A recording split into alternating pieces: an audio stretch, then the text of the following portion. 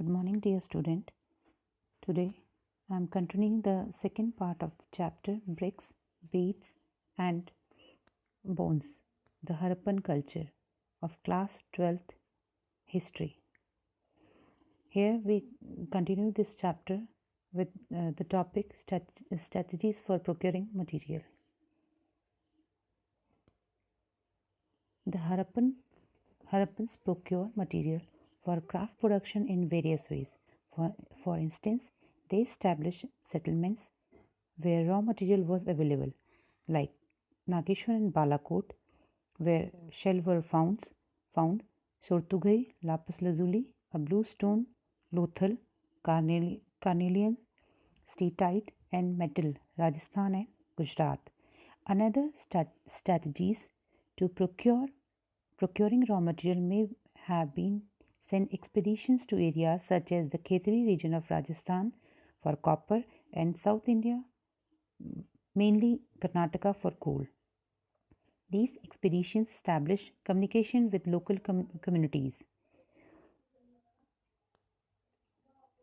Occasional find of Harappan artifacts such as steatite microbeads in the Khetri area indicated that the inhabitant of Ganeshwar Jodhpura culture supplied copper to the Harappans according to the agreement. What is Ganeshwar Jodhpur culture? In the Khetri area, archaeologists found a new culture and call it as the Ganeshwar Jodhpur culture. Here they found distinctive non-Harappan pottery and an unusual wealth of copper objects. It is possible that the inhabitant of the regions supplied copper to the Harappans. Now, we talk about contact with distant lands. Archaeological finds suggest that copper was also probably brought from Oman on the southeastern tip of Arabian Peninsula. Mesopotamian texts datable to the 3rd millennium BCE refer to copper coming from a region called Magan, perhaps a name for Oman. Other archaeological finds include Harappan seals, weight, dice, and beads, which suggest contact with regions named Dilmun, probably the island of Bahrain, Magan, and Meluha, possibly the Harappan region. It is likely that communication with Oman, Bahrain, or Mesopotamia was by sea. Mesopotamian texts refer to Meluha as a land of seafarer. Beside, we find depiction of ship and boats on seal. You can see here the seals in figure 1.20, seal depicting a boat. Figure 1.18, this is a cylindrical seal typical of Mesopotamia, but the humped bull motif on it appears to be derived from the Indus region. Then figure 1.11, the round Persian Gulf seal found in Bahrain sometime carries Harappan motif. Interestingly, local Dilmun weight followed the Harappan standard. Now we talk about seals, scripts, and weight. Seals. First of all, we talk about seals. Seals in sealing were usually to facilitate long distance communication. The sealing also conveyed the identity of the senders.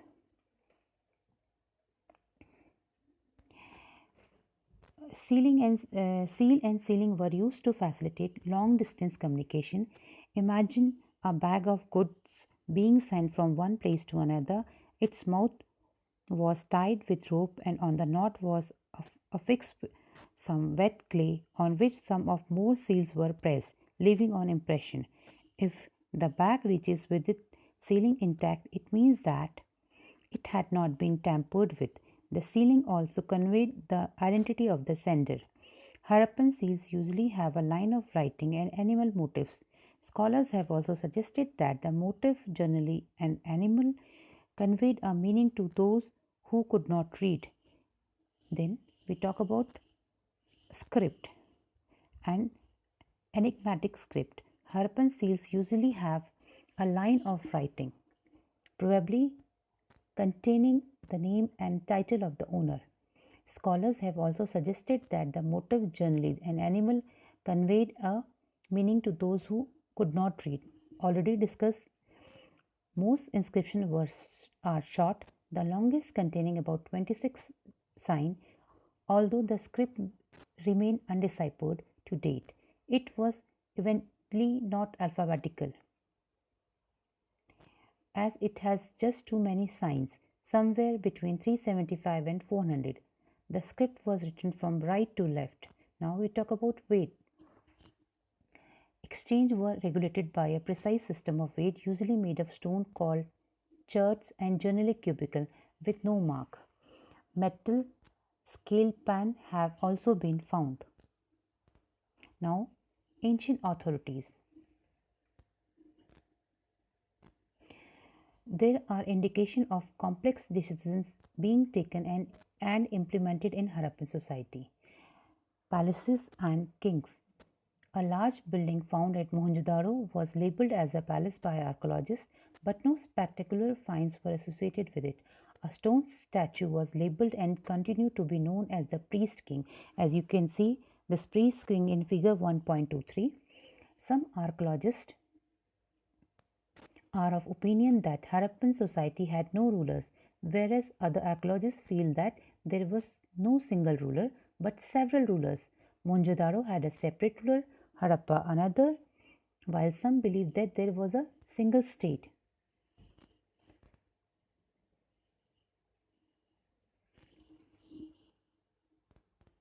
Now we talk about end of civilization. There is evidence that by c. 1800 BC, most of the mature Harappan sites in regions such as Cholistan has been abandoned. Simultaneously, there was an expansion of population into new settlements in Gujarat, Haryana, and western UP. Several explanations for the decline of Harappan civilization are climatic changes, deforestation, excessive flood, the shifting and or drying up of rivers. The end was evidenced by the disappearance of seals, the script, distinctive beads and pottery, the shift from standardized weight system to the use of local weight, and the decline and abandonment of the cities. Now, we talk about evidences of an invasion in Indus Valley civilization. Deadman Lane is a narrow valley where part of a skull, the bone of the thorax, and upper arm of an adult was discovered. All were in very friable condition. At a depth of 4 feet 2 inches, the body lay on its back diagonally across the lane. 15 inches to the west were a few fragments of a tiny skull. It is to these remains that the lane owed its name. 16 skeletons of people with the ornaments that they were wearing when they died were found from the same part of Mohenjo-daro in 1925. R.E.M. Wheeler, then Director General of ASI, tried to correlate this archaeological evidences with that of a Rig Veda, the earliest known text in the subcontinent. There is no destruction level covering the latest period of the city, Mohenjo-daro, no sign of extensive burning, no bodies of warriors clad in armors and surrounded by the weapons of war. The citadel, the only fortified part of the city, yielded no evidences of a final defense. Discovering the Harappan civilization. When Harappan city fell into ruin, people gradually forget all about them. Cunningham confused them. The first Director General of ASI, Cunningham, used the account left by Chinese Buddhist pilgrims who had visited the subcontinent between the 4th and the 7th century CE to locate early settlements. A site like Harappa, which was not part of the initiatory of the Chinese pilgrims and was not known as an early historic city. A Harappan seal was given to Cunningham by an Englishman. He noted the object but unsuccessfully tried to place it within the time frame with which he was familiar. It is not surprising that he missed the significance of Harappa.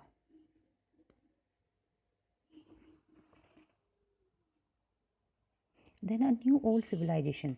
In 1924, John Marshall, Director General of the ASI, announced the discovery of a new civilization in the Indus Valley to the world. It was then the world knew not only of a new civilization but also of an contemporaneous with Mesopotamian. Marshall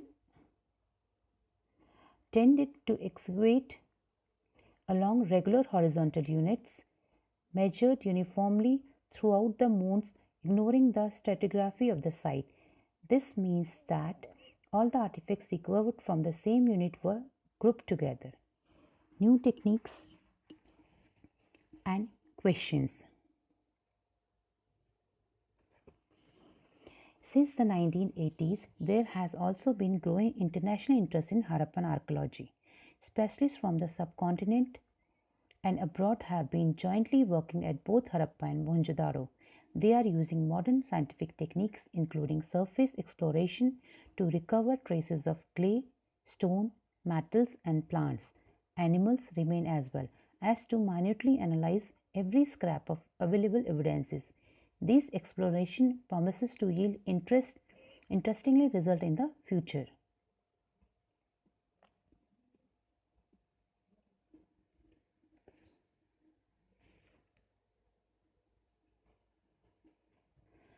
Problem of piecing together past. It is not the Harappan script that helped in understanding the ancient civilization. Rather, it is material evidences that allow archaeologists to better reconstruct Harappan life. This material could be pottery, tools, ornaments, household objectives, etc. Organic materials such as cloth, leather, wood, and reed generally decompose, especially in tropical regions. What survives are stone, burnt clay, or terracotta, metal, etc. Now, classifying finds. One simple principle of classification is in terms of material such as stone, clay, metal, bone, ivory, etc.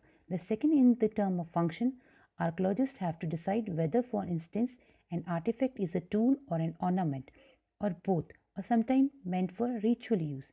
Sometimes archaeologists have to take recourse to indirect evidences. For instance, though there are traces of cotton at some Harappan sites, to find out about clothing, we have to depend on indirect evidences, including depiction in sculptures. Now, we talk about problems of interpretation. Early archaeologists thought that certain objects which seemed unusual or unfamiliar may have had a religious significance. These included terracotta figurines of women, heavily jeweled, some with elaborate headdresses. These were regarded as mother goddesses. Rare stone statuary of men in an almost standardized posture, sitting with one hand on the knee, such as the priest king, was also similarly classified. In other instances, structures have been assigned ritual significance.